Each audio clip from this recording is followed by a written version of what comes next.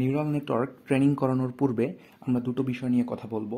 একটি হচ্ছে word embedding আর একটি হচ্ছে নিউরাল নেটওয়ার্ক। ডাটা প্রিপারেশন পর্যায়ে আমরা আমাদের টেক্সট ডাটাকে নাম্বারে কনভার্ট করেছি। কেন করেছি? কারণ আমাদের কিছু ম্যাথমেটিক্যাল ক্যালকুলেশন পারফর্ম করতে হবে, যেগুলো স্ট্রিং ডাটায় পসিবল ছিল না। আমরা বলেছি ডাটা থেকে ইনফরমেশন এক্সট্র্যাক্ট করার জন্য আমরা স্ট্রিংগুলোকে নাম্বারে কনভার্ট করে নিয়েছি। এবং সেটা কিভাবে করেছি? আমাদের একটি ওয়ার্ড ইন্ডেক্স ভোকাবুলারি আছে, সেই ভোকাবুলারিতে প্রতিটি শব্দের বিপরীতে তার ইন্ডেক্স নাম্বারটি বসিয়ে দিয়েছি। চিন্তা করে দেখুন আমরা আমাদের ওয়ার্ড ইন্ডেক্স ভোকাবুলারিটি কিভাবে বানিয়েছি।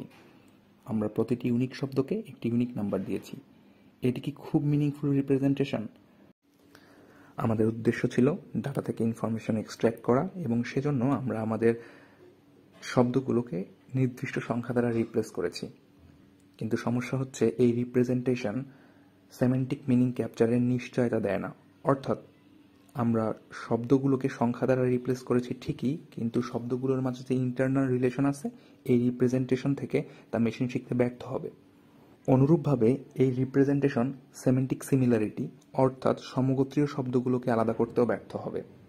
যেহেতু শব্দগুলোকে আমরা সংখ্যা দ্বারা রিপ্লেস করেছি, সুতরাং সংখ্যাগুলোর অর্ডার ইনফরমেশন এক্সট্র্যাক্ট করার ক্ষেত্রে মেশিনকে মিসলিড করতে পারে। মোটা দাগে বলা যাচ্ছে এই রিপ্রেজেন্টেশন টেক্সট থেকে কনটেক্সট এক্সট্র্যাক্ট করতে ব্যর্থ হবে। এর অর্থ হলো আমাদের মেশিন বা আমাদের মডেল কমপ্লিট সেন্টেন্সের প্যাটার্ন সঠিকভাবে শিখতে ব্যর্থ হবে, এবং মেশিন যদি কমপ্লিট সেন্টেন্সের প্যাটার্ন শিখতে ব্যর্থ হয় তাহলে সে সঠিকভাবে ফলাফল দিতে পারবে না। অর্থাৎ শব্দগুলোকে শুধু সংখ্যায় কনভার্ট করলেই হবে না, সেই সংখ্যাগুলোকেও মেশিনের সাপেক্ষে মিনিংফুল ওয়েতে রিপ্রেজেন্ট করতে হবে।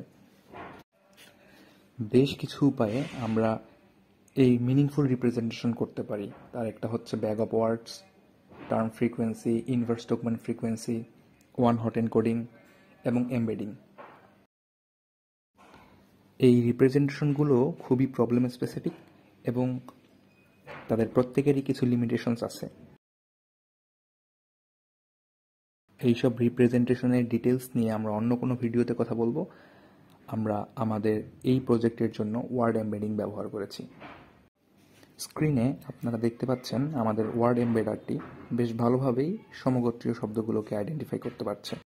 এখন যদি প্রশ্ন আসে নিউরাল নেটওয়ার্ক কি, তাহলে সাধারণভাবে বলা যায় নিউরাল নেটওয়ার্ক হচ্ছে মানুষের ব্রেইনের আর্কিটেকচার, যার সাহায্যে মানুষ সিদ্ধান্ত নেয়। অর্থাৎ নিউরাল নেটওয়ার্ক কিছু ইন্টারকানেক্টেড নিউরনসের সমষ্টি, যার সাহায্যে মানুষ ডাটা প্রসেস করে সিদ্ধান্ত নেয়। কিন্তু নিউরাল নেটওয়ার্ক বলতে আমরা মূলত আর্টিফিশিয়াল নিউরাল নেটওয়ার্ক বুঝি। এখন আমরা যদি আর্টিফিশিয়াল নিউরাল নেটওয়ার্কের ডেফিনেশনের দিকে তাকাই, তাহলে আমরা একটা বিষয় কমন পাবো, সেটি হচ্ছে এই নিউরাল নেটওয়ার্কটি বা আর্টিফিশিয়াল নিউরাল নেটওয়ার্কটি একটি কম্পিউটার প্রোগ্রাম বা মডেল, যা মূলত মানুষের ব্রেইনকে মিমিক করে সিদ্ধান্ত নেয়। অর্থাৎ এখানেও কিছু ইন্টারকানেক্টেড নোডস থাকে এবং প্রতিটি নোডে কিছু ম্যাথমেটিক্যাল অপারেশন পারফর্ম হয়, যার উপর ভিত্তি করে মেশিন সিদ্ধান্ত নিতে পারে। মেশিনকে মানুষের মতো চিন্তা করানোর প্রক্রিয়াটি হচ্ছে নিউরাল নেটওয়ার্ক। এখন আমরা যদি নিউরাল নেটওয়ার্কের আর্কিটেকচারের দিকে তাকাই, তাহলে আমরা বেশ কিছু ইন্টারকানেক্টেড নোড দেখতে পাবো। এই নোডগুলো ডাটা স্টোরিং পয়েন্ট, এবং প্রতিটি নোডে কিছু ক্যালকুলেশন পারফর্ম করা হয় এবং সেই রেজাল্ট পরের নোডগুলোতে পাঠানো হয়। নোডগুলো সাধারণত তিনটি লেয়ারে ভাগ করা হয়। ইনপুট লেয়ার, যেখানে আমরা আমাদের ডাটাগুলো ইনপুট করি; হিডেন লেয়ার, যেখানে মূলত ইনফরমেশন এক্সট্র্যাক্ট করার কাজ করা হয়; এবং আউটপুট লেয়ার, যেখানে আমাদের ক্যালকুলেশনের উপর ভিত্তি করে মডেলের আউটপুট জমা হয়। ইনপুট লেয়ার থেকে ডাটা আউটপুট লেয়ার আসা পর্যন্ত এই ফেজটিকে বলা হয় ফরওয়ার্ড পাস। প্রতিটি নোডে আগের নোডের আউটপুট ছাড়াও কিছু ভ্যালু জমা থাকে, একে বলা হয় ওয়েট। মূলত নিউরাল নেটওয়ার্ক ট্রেনিং করার সময় আমরা এই ওয়েট ভ্যালুকেই অ্যাডজাস্ট করে থাকি। এই ওয়েটগুলোর অপটিম্যাল ভ্যালু আমাদের সঠিক আউটপুট দিতে সাহায্য করে। আরেকটি টার্ম হচ্ছে বায়াস ভ্যালু। প্রতিটি নোডে নোডের ইনপুটের সাথে weight value dot product calculate করা হয় এবং তার সাথে বায়াস ভ্যালু অ্যাড করা হয়। যেহেতু এটি একটি লিনিয়ার অপারেশন, তাই নিউরাল নেটওয়ার্ককে নন লিনিয়ার করার জন্য ক্যালকুলেটেড ভ্যালুকে একটি নন লিনিয়ার অ্যাক্টিভেশন ফাংশনে পাঠিয়ে দেওয়া হয়। এই অ্যাক্টিভেশন ফাংশন ক্যালকুলেটেড ভ্যালুকে ছোট ছোট ভ্যালুতে ম্যাপিং করে। যার রেঞ্জ সাধারণত খুবই কম হয়, যেমন -1 থেকে 1 বা 0 থেকে 1, এবং এই ভ্যালু পরবর্তী নোডে পাঠানো হয়। বায়াস ভ্যালু অ্যাক্টিভেশন ফাংশনকে অ্যাডজাস্ট করতে সাহায্য করে। যেহেতু নোডগুলোতে লিনিয়ার অপারেশন পারফর্ম করা হয়, তাই অ্যাক্টিভেশন ফাংশন ছাড়া নিউরাল নেটওয়ার্ক লিনিয়ার রিগ্রেশনের মতো কাজ করবে, যা কমপ্লেক্স ফিচার আইডেন্টিফাই করতে ব্যর্থ হবে। প্রতিটি ফরওয়ার্ড পাসের পর নিউরাল নেটওয়ার্ক একটি আউটপুট জেনারেট করবে।